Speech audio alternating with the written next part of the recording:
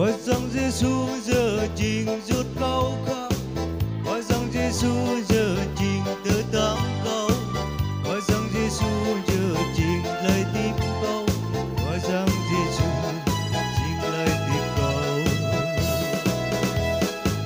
qua dòng Giêsu giờ trình rút cao khắp, qua dòng Giêsu giờ trình tới tám câu, qua dòng Giêsu giờ trình lời tiếp câu, qua dòng Giêsu trình lời tiếp câu.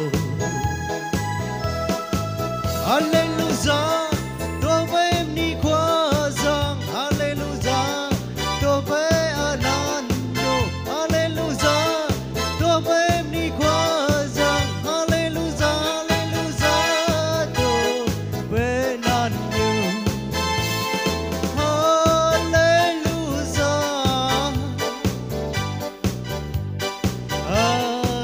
hallelujah.